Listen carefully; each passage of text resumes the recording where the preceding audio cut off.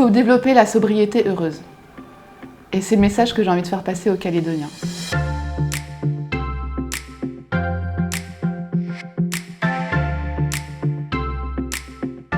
Bonjour, je m'appelle Caroline Rancien, je suis la représentante de l'ADEME en Nouvelle-Calédonie et à Wallis et Futuna. Au niveau de nos axes de développement sur la question des déchets, nous travaillons en partenariat avec chacune des provinces en Nouvelle-Calédonie et nous accompagnons conjointement des projets à destination soit des collectivités, mais également des entreprises ou encore des associations.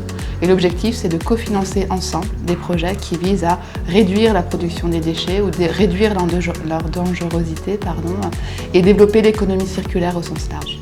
Bonjour, je suis Ladi Pouillet. Je suis chef du service développement durable à la direction du développement économique et de l'environnement et nous sommes en charge de la gestion des déchets à la province Nord.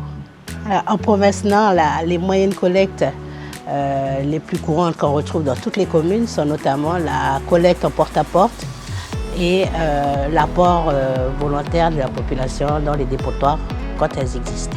Bonjour, je suis Françoise Souvé et je suis élue à la province Sud et j'ai en charge toutes les questions relatives à la modernisation de la gestion des déchets et le développement durable.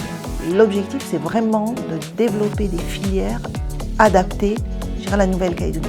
Il y a des filières qui ne pourront jamais l'être sur le territoire, tout simplement par la taille du marché et puis parce qu'on va devoir déployer des moyens trop importants sans forcément avoir le gisement qu'il faut. Alors après, je pense, mais ça sera dans un deuxième temps ou dans un troisième temps, ce sera vraiment de travailler au niveau régional, peut-être avec les deux autres territoires français, voire d'autres territoires, sur effectivement à un moment donné notre capacité en Nouvelle-Calédonie à pouvoir porter des projets d'une dimension, je veux dire, extraterritoriale.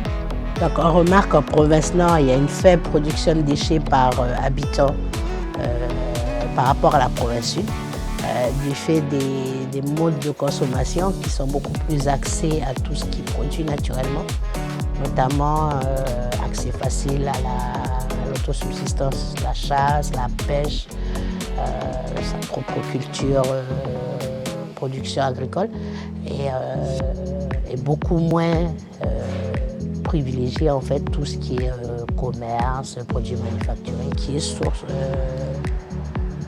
de production de déchets. Si j'ai un message à passer aux Calédoniens, mais également aux institutions, c'est vraiment de tendre vers un autre modèle, beaucoup plus durable, résilient, qui est celui de l'économie circulaire. Donc le réemploi, la réutilisation, le recyclage, non, c'est pas bateau. Derrière, on peut vraiment avoir un bon modèle économique. C'est vrai que par rapport à, on va dire, l'état insulaire de la Nouvelle-Calédonie, on a quand même tout intérêt à développer le réemploi et avant de jeter, de donner une seconde vie aux objets et par exemple d'aller acheter d'occasion ou quand soit on a des produits qu'on considère comme des déchets, les donner ou les mettre dans le circuit d'une deuxième vie. Et on a tout intérêt, comme on est une île, à éviter de stocker nos déchets, enfouir nos déchets, mais de faire en sorte que les objets tournent et soient utilisés le plus longtemps possible sur notre île. En gros, il faut être conscient de chaque geste que tu fais tous les jours, tout simplement. Donc, quel que soit le mode de consommation ou de vie, il y aura toujours un impact. Donc, il vaut mieux privilégier l'impact positif que l'impact négatif.